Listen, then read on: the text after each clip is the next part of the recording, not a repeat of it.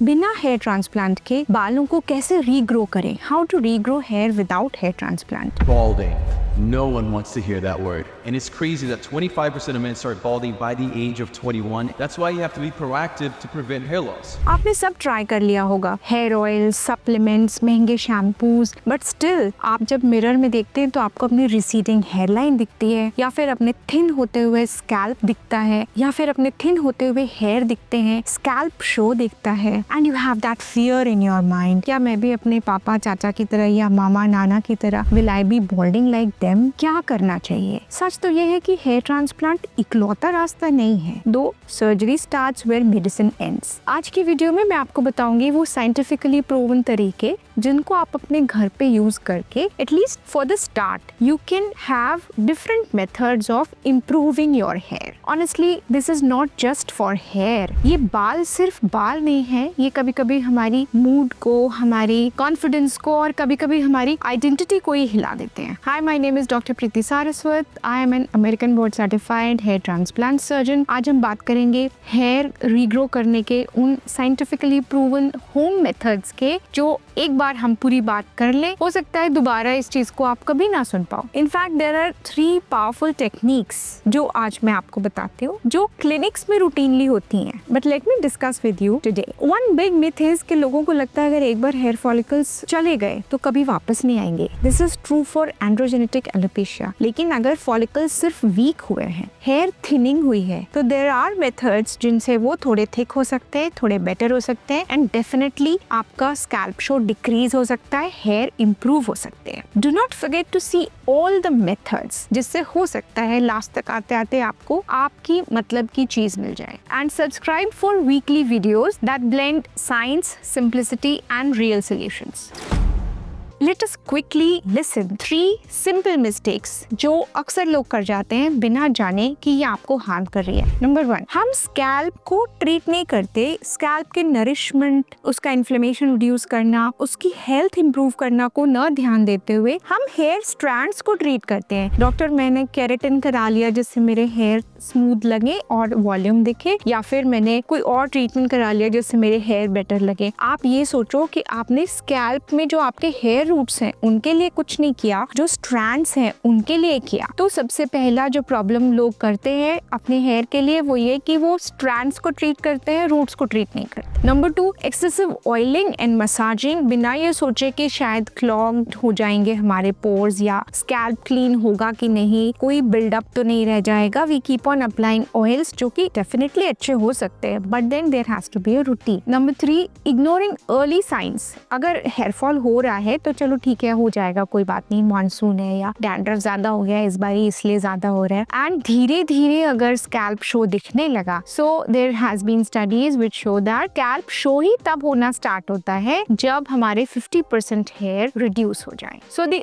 Early you start your treatment for hair loss, the better are your chances for having good locks of hair. Do not forget to like the video if you are learning something new. Understanding the root cause, हमारे को hair loss हो ही क्यों रहा है। So there are 4 important things. Number 1 is nutrition. अगर हमारा nutrition improper है, हम खा तो रहे हैं खाना, बट जो हमको मिनरल्स चाहिए, माइक्रो न्यूट्रिएंट्स चाहिए, विटामिन चाहिए, प्रोटीन्स चाहिए, वो हमको नहीं मिल पा रहा, तो न्यूट्रिशनल इनसफिशिएंसी या इम्बैलेंस। Number 2, hormonal imbalance. अगर हमारे हार्मोन्स बॉडी में प्रॉपर नहीं बैलेंस्ड है, see human body is a terrific thing. बहुत एक तरीके से मैं बोलूँ तो ह्यूमन बॉडी इज समथिंग जिसमें बहुत सारी चीजें इंटर रिलेटेड है और उसमें हार्मोन्स एक बहुत बड़ा रोल, मेजर रोल प्ले करते हैं। तो अगर हार्मोनल इम्बैलेंस हुआ तो हेयर लॉस, स्किन का रूखापन, मेटाबॉलिक प्रॉब्लम्स, गट प्रॉब्लम्स, ये सब बहुत कॉमनली हो सकती हैं। Number 3, stress.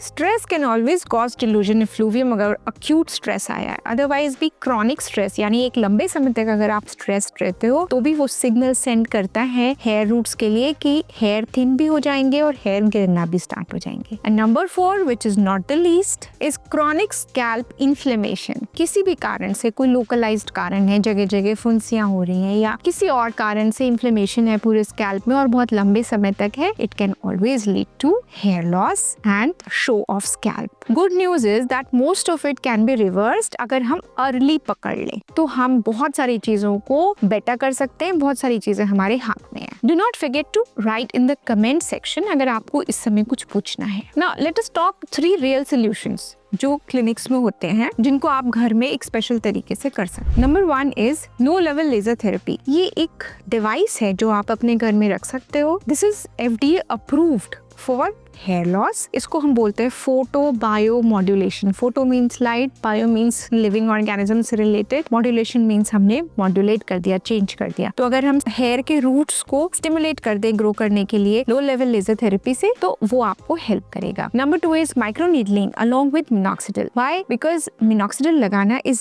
Very good, it is US FDA approved, but अगर हम माइक्रो नीडलिंग करते हैं प्रेफरेबली 0.5 या 0.75 मैक्सिमम, लेस देन 1 अगर आप घर में कर रहे हो, तो it improves the uptake of minoxidil in your scalp and you have better results. Number 3 is some natural ingredient like rosemary oil. So there has been a paper also जिसमें देखा गया कि rosemary oil was better for alopecia areata than minoxidil. But that was just single paper. इस तरीके के कई और ingredients हैं जो मैं आपको अभी बताऊंगी, but you do not need all of them. आप करके देखिए आपको क्या चीज ज्यादा यूजफुल हो रही है, और जो आप करोगे मॉडरेशन में करना है, एक बार डॉक्टर की एडवाइस लेके करना है, और 3 to 4 मंथ्स के बाद डिसाइड करना है आपको along with your doctors advice कि आपको कितना बेनिफिट हो रहा है। अगर आपको हेयर ट्रांसप्लांट से रिलेटेड कोई क्वेरी है या आप अपने फोटो भेज के जानना चाहते हो कि आपको कितना ग्राफ्ट की जरूरत है, कैसे होगा, तो पहले तो आप सारस्वत हॉस्पिटल का PKI फीचर यूज कर सकते हो, जिससे आपको पता चल सकता है कि कितने ग्राफ्ट्स की रिक्वायरमेंट है, या फिर आप इन नंबर्स पे कॉल करके हमें अपने पिक्चर्स भेज सकते हो। So first of all let us talk about diet. Diet में